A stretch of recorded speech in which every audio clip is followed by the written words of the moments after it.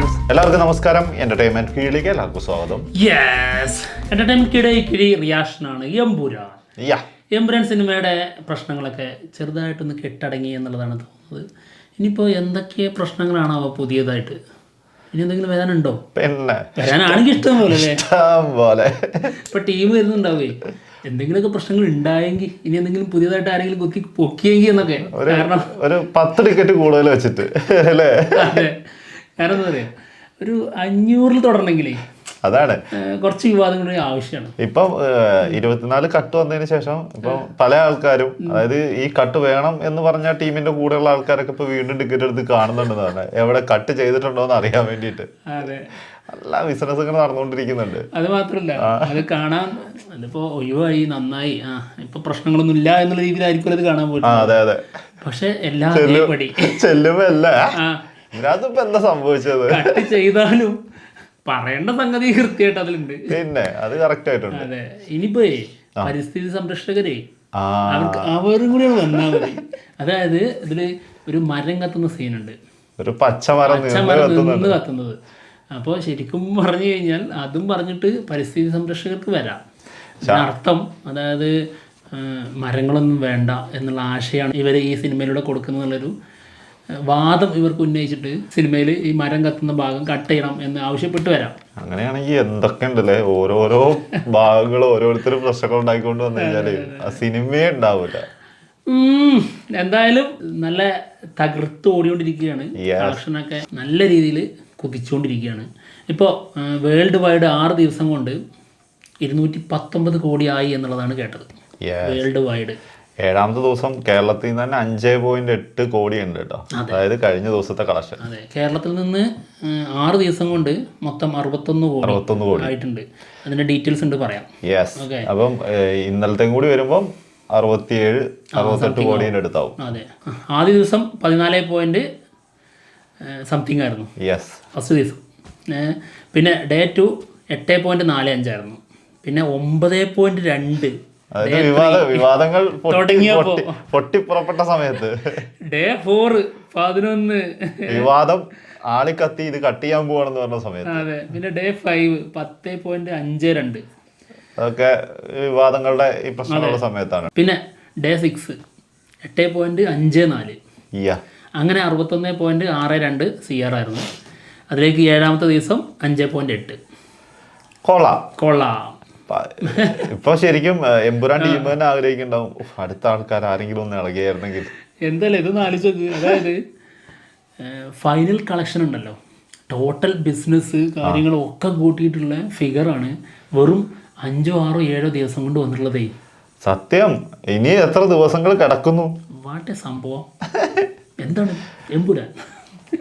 എന്താണെങ്കിലും 10ാം തീയതി വരെ ഒരു ഇതിനകത്ത് വലിയ മാറ്റങ്ങളൊന്നും ഇല്ലാണ്ട് പോകും. 10ാം തീയതിക്ക് ശേഷമാണ് പിന്നെ 4-5 സിനിമകൾ ഒരുമിച്ച് വരുന്നത്. തിയേറ്ററിന്റെ എണ്ണം കുറയാൻ ചാൻസ് ഉണ്ട്. നമ്മളൊരു വീഡിയോയിൽ പറഞ്ഞിട്ടുണ്ടായിരുന്നു, അതായത് നമ്മുടെ ഇവിടെ തിയേറ്ററിൽ വീരധീരസൂരൻ വരെ എടുത്തു കളഞ്ഞിട്ട് 4 സ്ക്രീനിലും എമ്പുരാനാണ് കളിക്കുന്നത്, തിരക്ക് കാരണം. അപ്പോൾ അതിന് താഴെ കമൻസ് വന്നിട്ടുണ്ടായിരുന്നു, ഞങ്ങളുടെ ഇവിടെയും അങ്ങനെ തന്നെ ചെയ്തിട്ടുള്ളത്, വീരധീരസൂരൻ നല്ല പോസിറ്റീവ് റിപ്പോർട്ട് കിട്ടിയിട്ട് പോലും മാറ്റിയെന്ന് എമ്പുരാന് വേണ്ടിയിട്ട്. അങ്ങനെ സംഭവിക്കുന്നുണ്ടേ, സംഭവിക്കുവേ. എന്താ അല്ലേ സംഭവം തന്നെ അല്ലേ? ഓക്കെ, അതല്ലേ ലാലേട്ടൻ. എന്തായാലും നമ്മുടെ ഏറ്റവും വലിയൊരു ചർച്ചയായിരുന്നല്ലോ എമ്പുരാൻ വരുന്നതിന് മുൻപ്, ആരാണ് ആ വ്യാളി പ്രിന്റിലെ ഷർട്ടിനുള്ളിലുള്ള ആള് എന്നുള്ളത്. എന്തായാലും അവർ ഒഫീഷ്യലായിട്ട് അനൗൺസ് ചെയ്തിട്ടുണ്ട് ഇതാരാണെന്നുള്ളത്. റിക്യൂണ് ആരാണെന്നുള്ളത് പറയണ്ടല്ലോ. നമ്മുടെ അശ്വന്ത് ഗോക്ക് പറഞ്ഞിട്ടുണ്ടായിരുന്നു നൂഡിൽസ് ഉണ്ടാക്കാമെന്ന്. അത് പറയാൻ വേണ്ടി വരുന്നു, പിന്നെ വിചാരിച്ചു അയ്യോ പാവത്തിന് ഇനി വെറുതെ ഇനി വലിച്ചിടണല്ലോ. ശരിക്കും ആള് പറഞ്ഞത് എന്താന്ന് ചോദിച്ചു കഴിഞ്ഞാല്, ആൾക്ക് റിക്യൂൺ അറിയാഞ്ഞിട്ടല്ല, അതാണ് അതിന്റെ സത്യാവസ്ഥ.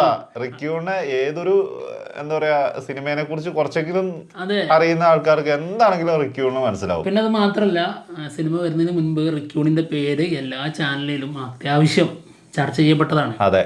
റൂമേഴ്സായിട്ട് സോഷ്യൽ മീഡിയയിൽ പോലും വന്നതാണ്. അതൊക്കെ ഫോളോ ചെയ്യുന്ന അശ്വന്ത് ഗോക്കിനത് തിരിച്ചറിയാൻ പറ്റാഞ്ഞിട്ടല്ല, ആള് അത് വേറെ രീതിയിൽ പറഞ്ഞതാണ്. അതായത് പറഞ്ഞിരിക്കുന്ന ഇതാണ്, അതിൻ്റെ ഇമ്പാക്റ്റ് ശരിയായ രീതിയിൽ കിട്ടിയില്ല. റിക്യൂൺ വരുന്നതിൻ്റെ ആ ഒരു ഇമ്പാക്റ്റ് കിട്ടിയില്ല. അപ്പോൾ കുറച്ചുകൂടെ നല്ല വേറൊരു കുറച്ചും കൂടെ ഫെയിമായിട്ടുള്ള ആൾ, ഫെയിം അല്ല എന്നല്ല കേട്ടോ, കുറച്ചുകൂടെ ഫെയിമായിട്ടുള്ള ഒരാളായിരുന്നെങ്കിൽ അതിന് ഇമ്പാക്റ്റ് കിട്ടുമായിരുന്നു. അപ്പോൾ അത് കിട്ടാതെ പോയതിൻ്റെ രീതിയിലാണ് ആൾ പറഞ്ഞതെന്നുള്ളതാണ് ഞങ്ങൾക്ക് തോന്നിയിട്ടുള്ളത്. പിന്നെ മറ്റൊന്നും കൂടി ആൾ ചിന്തിച്ചിട്ടുണ്ടാവും ചിലപ്പം, ഇതാണ് ആ സിനിമയിലെ ഏറ്റവും വലിയ ഹൈലൈറ്റ് ആയിട്ടുള്ള ഒരു സസ്പെൻസ് എന്ന് പറഞ്ഞു വെച്ചിരിക്കുന്ന സാധനം. അത് ഒറ്റയടിക്ക് റിവ്യൂ പറയുമ്പോൾ റിക്യൂണിനെ കൊണ്ടുവച്ചത് മോശമായി പോയി എന്ന് ചിന്തിച്ച് അങ്ങനെ പറഞ്ഞിട്ടുണ്ടെങ്കിൽ അത് അവിടെ തീർന്നു. ആണെന്ന് പറയാനും പറ്റില്ല, അതാണ് കാരണം അത് സ്പോയിലറാണ്. അതാണ്, അങ്ങനത്തെ ഒരു സാധനം പറയാതിരിക്കാൻ വേണ്ടിയിട്ടും ആയിരിക്കാം ചിലപ്പം ഒരു നൂഡിൽസ് ഉണ്ടാക്കുന്ന പയ്യൻ എന്നൊക്കെ പറഞ്ഞത്. അല്ലാണ്ട് അത് അറിയാഞ്ഞിട്ടൊന്നും നമുക്ക് തോന്നുന്നില്ല കേട്ടോ ഒരിക്കലും. സംഭവത്തിലേ ഉള്ളൂ, അതായത് ഇമ്പാക്ട് കുറഞ്ഞു, അപ്പൊ അതുകൊണ്ട് അതിനൊന്ന് ട്രോൾ ചെയ്താ, വേറെ ഒരാളെ നല്ലൊരു അവസരം കിട്ടിയിട്ട് വേറൊരാളെ വെക്കായിരുന്നു എന്നുള്ള രീതിയിൽ ഒന്ന് ട്രോൾ ചെയ്താണെന്നുള്ളതാണ് തോന്നിയത്. ഓക്കെ, എന്തായാലും ആളുടെ ക്യാരക്ടർ നെയിം ഷെലോങ് ഷൻ എന്നാണ് ഈ സിനിമയിൽ, അതായത് L3 നമ്മുടെ റിക്യൂണിന്റെ പേര്. ട്രെയിലപ്പോ അഴിഞ്ഞാട്ടായിരിക്കും ചിലപ്പം.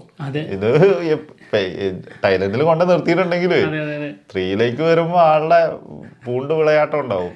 ഓക്കെ, എന്തായാലും അടുത്തത് നമുക്ക് പറയാനുള്ളത് നമ്മുടെ പ്രണവിന്റെ ലുക്ക് ഉണ്ടായിരുന്നില്ലേ, സ്റ്റീഫൻ, ആളുടെ പഴയ കാലഘട്ടത്തിലെ ആളുടെ യങ് ലുക്ക്, അതായത് പ്രണവാണ് ആ ക്യാരക്ടർ ചെയ്യുന്നത്. ആ ക്യാരക്ടർ വരെ ഈ റിക്യൂണിന്റെ പോസ്റ്റർ ഇടുന്നതിന് മുൻപ് പുറത്തോട്ടുണ്ടായിരുന്നു. ആ ലുക്ക്, അതായത് ആ പോസ്റ്റർ അല്ല, ആ ലുക്ക്, ഒരു രൂപമാണല്ലോ ഒരു സിനിമയിലേക്ക് ഒരു ആളുടെ ക്യാരക്ടർ പ്ലാൻ ചെയ്യുമ്പോൾ. ആ ക്യാരക്ടർ ലുക്ക് പ്ലാൻ ചെയ്ത ആള് നമുക്ക് കിട്ടിയിട്ടുണ്ട്. ആളുടെ പേര് ഇതാണ്, ആർട്ട് ലവർ ശ്രീ. ആളുടെ ഫോട്ടോയുടെ കാണിക്കാം, ആളത് ഡിസൈൻ ചെയ്യുന്നതിൻ്റെ ഒരു പിക്ക് ഉണ്ട്. ഗംഭീര ആർട്ടിസ്റ്റ് ആട്ടോ, ആർട്ടിസ്റ്റാണ്. ലാലട്ടൻ്റെ കൂടെ ഉള്ള ഒരു ഫോട്ടോയും ഉണ്ട് കേട്ടോ. അപ്പോൾ നമ്മൾ ഈ ലുക്കിനെ കുറിച്ച് പറയുമ്പോൾ അതിലൊക്കെ എന്താ അത്ര കാര്യം ശ്രദ്ധിക്കാനുള്ളത് എന്നൊക്കെ ചിലർ ചിന്തിച്ചേക്കാം. ഇപ്പോൾ നമ്മുടെ വർഷങ്ങൾക്ക് ശേഷം എന്ന സിനിമയിൽ പ്രണവിന്റെ ലുക്ക് ഉണ്ടായിരുന്നില്ലേ, ആ ഏജിലുള്ള ലുക്ക്, അത് ഡിസൈൻ ചെയ്ത് കൊടുത്ത് പാടിയിട്ടുണ്ടായിരുന്നല്ലോ. അതെ, അത് ഭയങ്കര ട്രോള് വാങ്ങിയതല്ലേ. ലുക്ക് ഭയങ്കരമായിട്ട് ആവശ്യം. ആ സിനിമയിൽ തന്നെ ധ്യാൻ ശ്രീനിവാസന്റെ ലുക്ക് ഗംഭീരമാവുകയും ചെയ്തു, ഏജ്ഡ് ആയിട്ടുള്ളത്. പ്രണവിൻ്റെത് വൻ ഊക്ക് മേടിക്കുകയും ചെയ്തതാണ്. അപ്പം ആ ലുക്കിന്റെ കാര്യത്തിലും ഹെയർ സ്റ്റൈലിന്റെ കാര്യത്തിലും വരെ പ്രാധാന്യമുണ്ട്. അതിലെ കൊണ്ടുപോയിട്ട് ഹെയർ സ്റ്റൈലൊക്കെ എന്തായിരുന്നു, അത് വളരെ ശരിയായ രീതിയിൽ പ്ലാൻ ചെയ്യുക, നല്ല രീതിയിൽ ഡിസൈൻ ചെയ്യുക എന്നുള്ളതൊക്കെ വലിയ കാര്യമാണ്. ഓക്കെ, എന്തായാലും ആളാണ് ഇത് ചെയ്തിരിക്കുന്നത്. ഓക്കെ, എന്തായാലും ഇത്രയും കാര്യങ്ങളാണ് നമുക്ക് ഈ ഒരു വീഡിയോയിൽ പറയാനുള്ളത്. വേറെ പ്രത്യേകിച്ച് എന്തെങ്കിലും ഉണ്ടോ? ഇത് തീരെ കുറച്ചൊന്നും അല്ലല്ലോ, ഇത് തന്നെ അത്യാവശ്യം ഉണ്ടല്ലോ. ഇനി വേണോ? ഈ റിക്യൂണിന്റെ ആ ഒരു പോർഷൻ അല്ലേ ഇവരെന്തായാലും പുറത്തു വിട്ടതുകൊണ്ട് നമുക്ക് പറയാലോ. തായ്ലൻഡിൽ ഈ ഒരു സംഭവം കാണിച്ചപ്പോ നിനക്ക് എന്താ തോന്നിയത് കണ്ടിട്ട്? എനിക്ക് ഒറ്റ മിനിറ്റ് തോന്നിന് മുമ്പ് ഒരു കാര്യം പറയണ്ടേ. അനുസരണ എന്ന് പറഞ്ഞ തെണ്ടി കാക്കേട്ടോ, ചെറ്റ അറിഞ്ഞനുസരിക്കില്ല, ഒരു പേടിയില്ല. ഞാൻ പഴയ യൂണിഫോം ഒക്കെ ഇട്ട് തോക്കൊക്കെ എടുത്ത് ഇറങ്ങൂട്ടോ. അത് പറഞ്ഞ ചിലപ്പോ കാക്കകൾ പോയേക്കൂട്ടോ. ഇവിടെ നിന്ന് ജനൽ തുറന്നിട്ട് വേണമെങ്കിൽ പറഞ്ഞു. വേണ്ട, അല്ല അത് പറഞ്ഞാ പോവൂടാ. അപ്പഴും പോയില്ലേ, നാണക്കേടല്ലേ.